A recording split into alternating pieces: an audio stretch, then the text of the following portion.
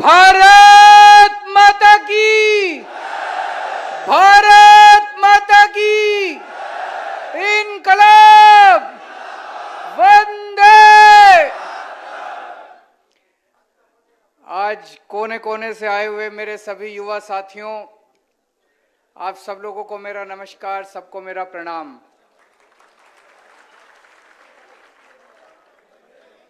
मुझे लग रहा है आप लोगों की जितनी ऊर्जा देखी अभी मैंने, जितनी एनर्जी देखी, ये इसमें से कुछ टीवी वाले तो चला रहे होंगे, वो देख रहे होंगे वहां पे बैठ के। तो मैं सोच रहा था कि अभी सुन रहे थे कि मनीष सिसोदिया को अगले 10 दिन में गिरफ्तार करेंगे, लेकिन अब तो मुझे लगता है अगले 2-3 दिन में ही गिरफ्तार कर लेंगे इनको। दोस्तों, आज महाराजा कृष्ण कुमार सिंह जी के धरती पे आके बहुत अच्छा लग रहा है। वो एक बहुत महापुरुष थे, महान व्यक्ति थे। आजादी के बाद सबसे पहले देशभक्ति का जज्बा दिखाते हुए उन्होंने अपनी रियासत सरदार पटेल को सौंपी थी। और जैसा अभी ईशुदान भाई ने बताया कि उनके इलाके के अंदर कहीं चोरी हो जाती थी तो या तो पुलिस उस चोर को पकड़ के सामान वापस दिलाती थी, और अगर पुलिस सामान वापस ना दिला पाए तो सरकारी खजाने से उस आदमी को उसका हर्जाना भरा के। ऐसी महान शख्सियत को आज इस मंच के और इस धरती से मैं भारत सरकार से अपील करता हूं कि ऐसी महान शख्सियत को भारत रत्न से नवाजा जाए।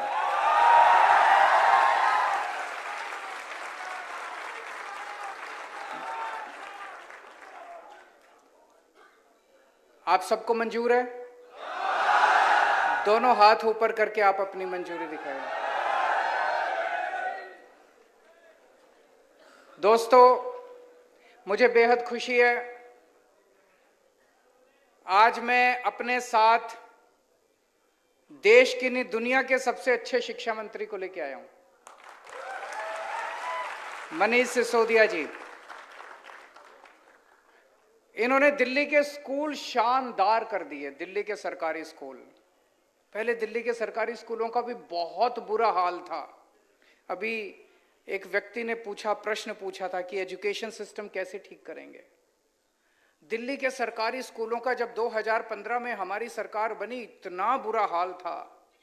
दीवारें टूटी पड़ी थी, छत टूटी पड़ी थी, छत पे से पानी गिरता था, बच्चों के पास डेस्क नहीं थे, टीचर आते नहीं थे, पीने को पानी नहीं था, टॉयलेट इतने गंदे थे, पढ़ाई के नाम पे कुछ भी नहीं था, रिजल्ट बहुत खराब आते थे।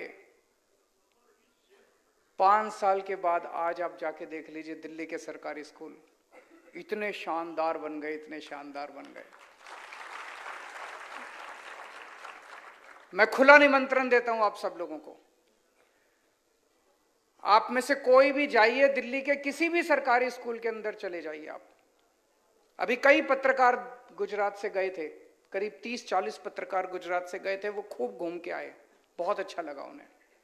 आप भी जाइए, और अगर जा नहीं सकते तो आप दिल्ली में किसी को फोन करके पूछ लीजिए, इतने शानदार सरकारी स्कूल बन गए। प्राइवेट स्कूल वालों ने पहले गुंडागर्दी मचा रखी थी, जब मर्जी फीस बढ़ा देते थे, लोग बड़े दुखी थे। पिछले 7 साल से किसी भी प्राइवेट स्कूल वाले को नाजायज फीस नहीं बढ़ाने दी हम लोगों ने, ऑर्डर पास कर दिए। जितने प्राइवेट स्कूल थे सबका ऑडिट करवाया हमने, चार्टर्ड अकाउंटेंट से ऑडिट करवाया, और जब ऑडिट के नतीजे आए तो पता चला किसी प्राइवेट स्कूल ने 30 करोड़ की एफडी करा रखी है बैंक में, 40 करोड़ की एफडी करा रखी है। हमने ऑर्डर किया, एफडी तुड़वाई और बच्चों के पैसे वापस कराए। पहली बार भारत में हुआ होगा, भारत में पहली बार हुआ होगा कि प्राइवेट स्कूल वालों ने बच्चों के पेरेंट्स को उनके अकाउंट में पैसे वापस करे। ऐसा कभी नहीं हुआ। और 2-2 साल पुरानी फीस वापस करी, 3-3 साल पुरानी फीस वापस करी। ऐसे शख्स की फोटो, अमेरिका तो दुनिया का सबसे ताकतवर देश है। अमेरिका के सबसे बड़े अखबार न्यूयॉर्क टाइम्स के फ्रंट पेज पे इनकी फोटो छपी। दिल्ली के सरकारी स्कूल के बच्चों की फोटो छपी न्यूयॉर्क टाइम्स में, फ्रंट पेज पे दिल्ली के सरकारी, इनकी मनीष सिसोदिया की फोटो छपी। तो इनके नेता ने इनको बुलाया, क्या ये सिसोदिया की फोटो कैसे छप गई, हमारी क्यों नहीं छपी? तो उन्होंने कहा सर इन्होंने पैसे खिलाए थे उनको। तो बोले 10 गुना पैसे दे दो उनको, हमारी छपवाओ। तो उन्होंने न्यूयॉर्क टाइम्स को फोन किया, बोले $1 मिलियन देंगे, हमारे नेता की फोटो छापो। बोले नहीं छापेंगे। फिर उन्होंने दोबारा वापस आए, नेता ने कहा और पैसे बढ़ा दो। उन्होंने कहा 100 करोड़ रुपया देंगे, हमारे नेता की फोटो छापो। न्यूयॉर्क टाइम्स वालों ने कहा ये तुम्हारे वाला मीडिया नहीं है,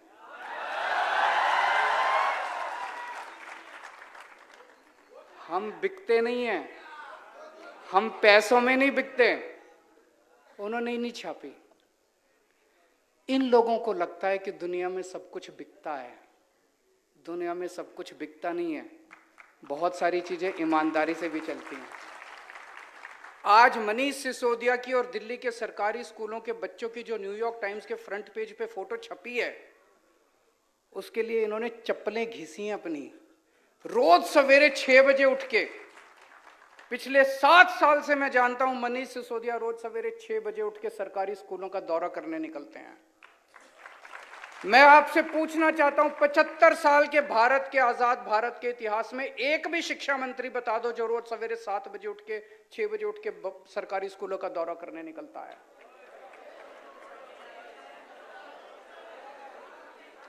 कोई नहीं निकलता। अभी आप लोगों ने कई प्रश्न पूछे, पेपर फूटने के बारे में पूछा, इसका जवाब दूंगा मैं डिटेल में। रोजगार के बारे में पूछा, टीईटी टीएटी एग्जाम के बारे में पूछा, उसका भी जवाब दूंगा। अभी एक हैंडीकैप भाई ने पूछा क्लरिकल स्टाफ में क्यों नहीं हो सकता। बिल्कुल हो सकता है, हमारी सरकार बनेगी, हम रूल बदलेंगे।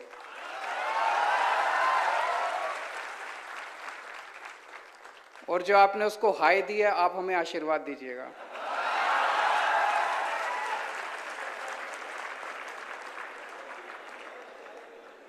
जीआईएसएफ के इतने सारे साथी आए हुए हैं, आप लोग जनता की बहुत सेवा करते हैं। मैं आपकी बात से सहमत हूं। 11,000 रुपए में आज किसका गुजारा चलता है, और वो भी 25 साल की नौकरी करने के बाद। आप हमारी सरकार बनाइए, 1 महीने के अंदर आपको आपका हक दिलवाया जाएगा, आपको न्याय दिलवाया जाएगा, आपको पूरी तनख्वाह दिलवाई जाएगी। हमारे पत्रकार भाइयों ने अभी अपने मुद्दे उठाए। मुझे सबसे इंटरेस्टिंग आपकी बात यह लगी कि चर्चा के लिए भी नहीं बुलाते। इनको अहंकार हो गया है, इनको गरूर हो गया है। 27 साल की सत्ता में रहने के बाद इनको लगता है, हम कई बार गुजरात में जब आते हैं तो यहाँ के नेताओं से बात करते हैं, बीजेपी वालों से। हमने कहा कुछ करते क्यों नहीं हो? कहते हैं जरूरत क्या है, क्यों करें, ऐसे ही वोट मिल रहे हैं, कहां जाएंगे लोग? बोले कांग्रेस को देंगे तो कांग्रेस वाले हमारे में आ जाएंगे। पहली बार इनकी नानी याद आ रही है, आम आदमी पार्टी आ गई है। तो मैं पत्रकार बंधुओं से सबसे कहना चाहता हूं, जितने सरकारी फैसिलिटीज आपको बंद की गई सारी दोबारा चालू कराएंगे, आपके साथ बैठेंगे, और जो जो फैसिलिटीज हो सकती हैं आप वो सारी फैसिलिटीज आपको देंगे, और आपसे निवेदन करेंगे हमारी सरकार बनने के बाद हमारे पक्ष में मत छापिएगा, हमारी त्रुटि निकालिएगा।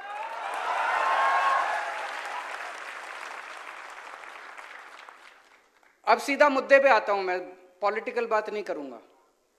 2018 में तलाटी का पेपर हुआ,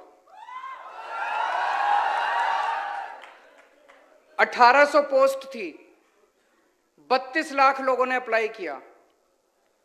आज तक वो पेपर नहीं करा इन लोगों ने, पेपर कराया ही नहीं इन लोगों ने। अभी 2022 में दोबारा एप्लीकेशन फॉर्म मंगाए, लेकिन इन्होंने पेपर नहीं कराया। जो सरकार 5 साल में पेपर नहीं करा सकती, वो सरकार कैसे चलाएंगे? उनसे सरकार, उसके बस की बात नहीं है।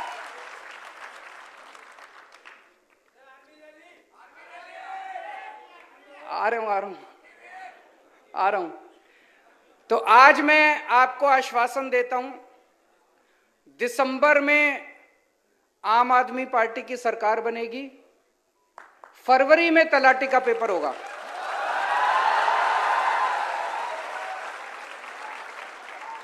फरवरी में तलाटी का पेपर होगा, अप्रैल तक नतीजे आ जाएंगे और अप्रैल के महीने में जो जो सफल कैंडिडेट होंगे उनकी पोस्टिंग हो जाएगी।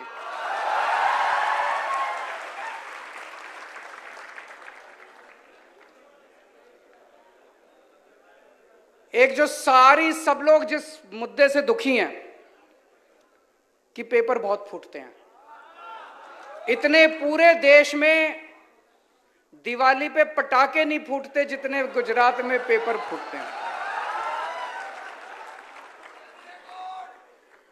मैं अभी लिस्ट पढ़ रहा था, 2014 में चीफ ऑफिसर का पेपर फूटा, 2015 में तलाटी का पेपर फूटा, 2016 में जिला पंचायत तलाटी का पेपर फूटा, 2017 में 12वीं का बायोलॉजी का पेपर फूटा, 2017 में जीटीयू का सिविल इंजीनियरिंग का पेपर फूटा, 2018 में टेट का पेपर फूटा, 2018 में मुख्य सेवी का पेपर फूटा, 2018 में नायब चिटनीस का पेपर फूटा, 2018 में लोक रक्षक का पेपर फूटा, 2018 में बिन सचिवालय क्लर्क का पेपर फूटा, 2018 में बीएड का पेपर फूटा, 2021 में हेड क्लर्क का पेपर फूटा, 2021 में सौराष्ट्र यूनिवर्सिटी इकोनॉमिक्स का पेपर फूटा, 2022 में वन रक्षक का पेपर फूटा, 2022 में पीजीवीसीएल जूनियर असिस्टेंट का पेपर फूटा, 2022 में 7वीं क्लास का पेपर फूटा, साउथ गुजरात यूनिवर्सिटी पेपर फूटा, 2022 में 10वीं का हिंदी का पेपर फूटा। इनको शर्म नहीं आती?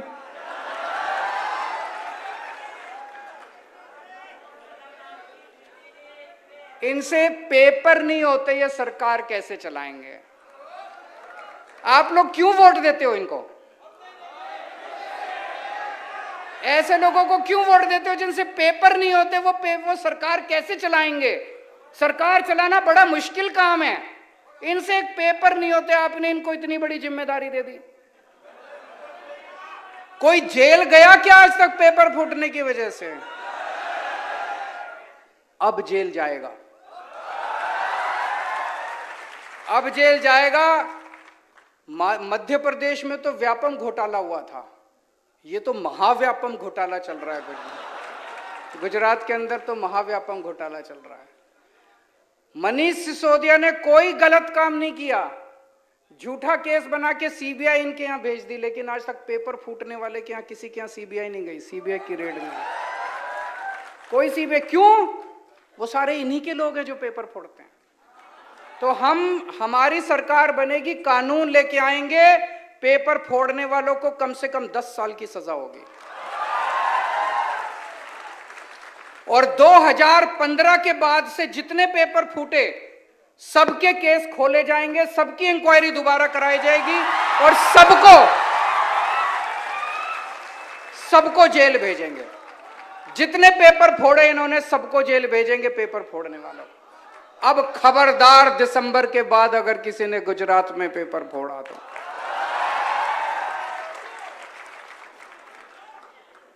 दोस्तों, अभी तक सुनते हैं रिश्वत से, एक भी बहुत बड़े नेता इनके कहते हैं सरकारी नौकरी केवल पार्टी के लोगों को पहले मिलेगी। बोला ना एक इनके ने, तुम्हारे पिताजी की है सरकारी नौकरी? सरकारी नौकरी किसी पार्टी की नौकरी नहीं है, गुजरात के बच्चों की नौकरी है, गुजरात के युवाओं की नौकरी है।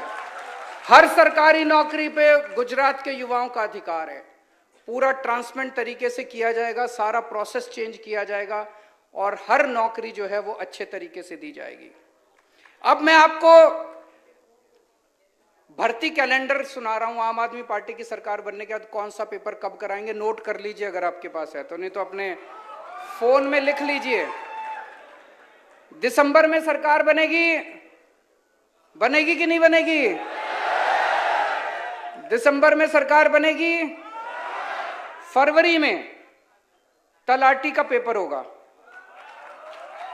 अप्रैल में नतीजे आने के बाद सबकी पोस्टिंग हो जाएगी। मई में वहां पे 2-3 हमारी बहनों ने टेट के बारे में बात की। मई में टेट 1 और टेट 2 की परीक्षा करवाई जाएगी और टीईटी और टीएटी दोनों की परीक्षा होगी। टीईटी 1, टीईटी 2 एंड टीएटी दोनों की परीक्षा, तीनों परीक्षा मई के महीने में कराई जाएगी और जुलाई के महीने में नतीजे आ जाएंगे। जुलाई में जितने टीचर काम कर रहे हैं, जितने कर्मचारी काम कर रहे हैं, उनको एक मौका दिया जाएगा कि आप लोग बताइए कि आपको किस जिले में पोस्टिंग करवानी है अपनी। अभी हमने सुना कि एक आदमी इधर पोस्टिंग है, उसकी फैमिली उधर रहती है, वो दोबारा पेपर देता है, फिर उधर हो जाता है, तो ये खाली हो जाती है पोस्ट, उसके बाद दिक्कत। तो जुलाई के महीने में सबको मौका दिया जाएगा, सारे कर्मचारियों को, आप अपनी मनपसंद की डिस्ट्रिक्ट में चले जाइए।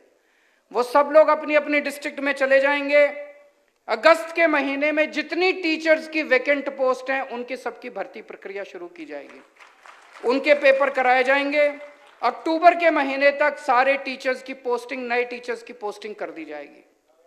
नवंबर के महीने में सब इंस्पेक्टर और असिस्टेंट सब इंस्पेक्टर की भर्ती शुरू की जाएगी और दिसंबर के महीने में सबको पोस्टिंग कर दी जाएगी। मंजूर है? ठीक है ना? गलत तो नहीं है? तो ये भर्ती कैलेंडर हमारी तरफ से आपको गारंटी है। दूसरा, दिल्ली में जैसे अभी मनीष सिसोदिया जी ने बताया, हमने 12 लाख बच्चों को रोजगार दिलवाए हैं पिछले कुछ सालों में। तरह तरह के तरीके से, अलग अलग तरीके से पोर्टल खोला, जॉब फेयर लगाए, जॉब मेला लगाया, रोजगार के लिए हमने काफी काम किया, सरकारी नौकरियां निकाली, प्राइवेट नौकरियां निकाली, 12 लाख बच्चों को रोजगार दिलाया। तो रोजगार दिलाना आता है हमको, हमारी नीयत भी साफ है। तो मैं गारंटी देता हूं, गुजरात के हर युवा को हम 5 साल के अंदर रोजगार दिलाने की कोशिश करेंगे, 5 साल के अंदर हर युवा को। लेकिन जब तक रोजगार नहीं मिल जाता, तब तक बेरोजगार युवा को 3,000 रुपए हर महीने बेरोजगारी भत्ता दिया जाएगा। कल मैं किसी से बात कर रहा था, वो कह रहा था पैसा कहां से आएगा। फिर मैंने उसको 2 आर्टिकल दिखाए। मैंने कहा देखो, ये दो स्कैम बंद हो गए तो बेरोजगारी भत्ते का सारा पैसा आ जाएगा। इतना लूट मचा रखी है इन्होंने, इतनी लूट मचा रखी है इन्होंने, पैसे की कमी नहीं है, चिंता मत करना।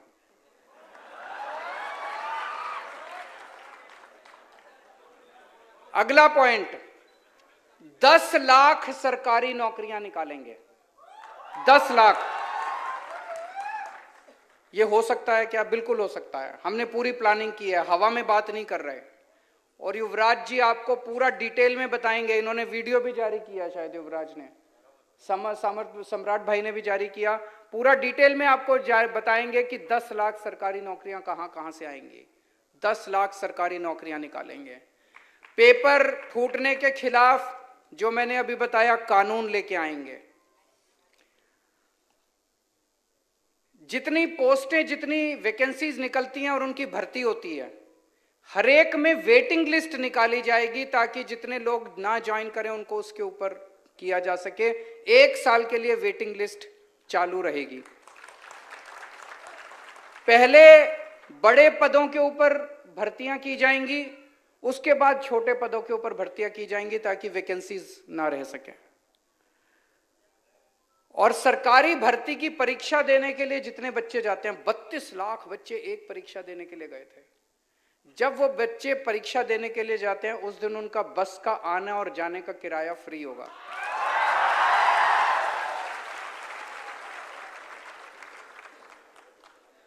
और कई बच्चों ने कहा कि जब भी सरकार आती है 4 साल कुछ नहीं करती, फिर 5वें साल में भर्ती निकालती है, और 5वें साल में भर्ती निकालने के बाद आधों को मिलती है, और फिर उसके बाद 4 साल तक ऐसे ही लटक। हमारी अभी पंजाब में सरकार बनी है, सरकार बनते ही हम लोगों ने नौकरियां निकालनी चालू कर दी। 26,000 बच्चों को अभी नौकरियां देने वाले हैं, 36,000 बच्चों को पक्का करने वाले हैं। जैसी हमारी सरकार बनेगी, मैंने आपको भर्ती कैलेंडर बता दिया, पहले साल से ही आपको सारी भर्तियां चालू हो जाएंगी। और आखिरी पॉइंट कि जितने प्राइवेट नौकरियां हैं गुजरात के अंदर, उसमें 80% नौकरियां उनको गुजरात के बच्चों को देनी पड़ेगी। रिजर्वेशन होगा, उसके लिए कानून लाया जाएगा।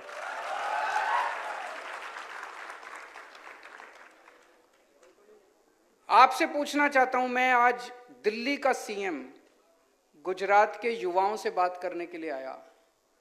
कभी गुजरात के सीएम ने गुजरात के बच्चों से ऐसे आमने सामने बैठ के बात की क्या? मैं उनसे निवेदन करता हूं, अब 3 महीने रह गए, इन 3 महीनों में एक बार तो चर्चा कर लीजिए अपने बच्चों के साथ।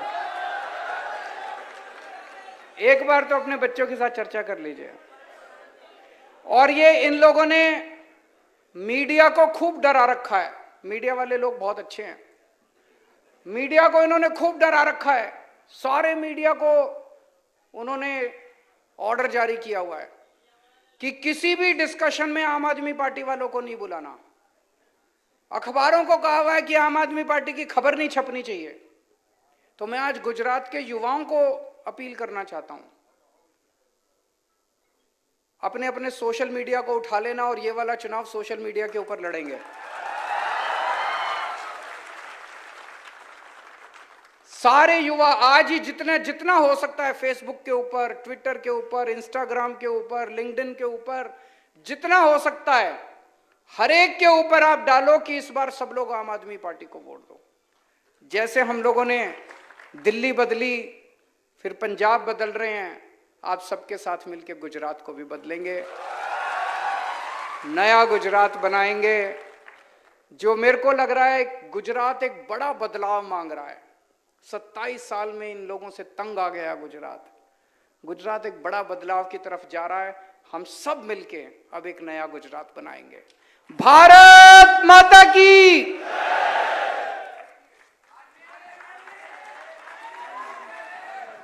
તમામ વ્યક્તિ પોતપોતાની જગ્યા ઉપર ઊભા થાય નેશનલ એન્થમ માટે।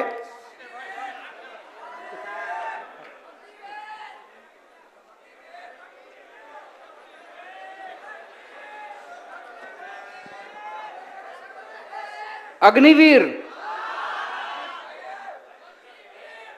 ये बड़े दुख की बात है, ये बड़े दुख की बात है कि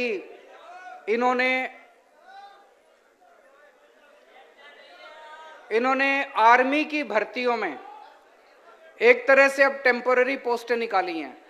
रेगुलर पोस्ट की बजाय टेम्पोररी पोस्ट निकाली है। क्यों निकाली है? लोगों ने इनसे पूछा कि भाई ये 4-4 साल वाली पोस्टें क्यों निकाली है? बोले हमारे पास आर्मी के लोगों को, सेना को पेंशन देने के पैसे नहीं है। मैं इनसे अपील करना चाहता हूं, एक बार इस देश के लोगों से बात तो करके देखते। इस देश के 130 करोड़ लोग एक टाइम का खाना कम खा लेंगे, लेकिन अपने सैनिकों के लिए पैसे देने को तैयार हैं। ये बड़े शर्म की बात है, ये बड़े शर्म की बात है कि केंद्र सरकार कहती है कि हमें अपने सैनिकों की पेंशन देने के पैसे नहीं है। हम देंगे, इस देश की जनता पैसे देगी, तुम चिंता मत करो। अपने दोस्तों को 10-10 लाख करोड़ रुपए का कर्जा माफ कर देते हो। अपने दोस्तों के 10 लाख करोड़ रुपए के कर्जे माफ कर सकते हो, हमारे युवाओं को पेंशन देने के पैसे नहीं है तुम्हारे।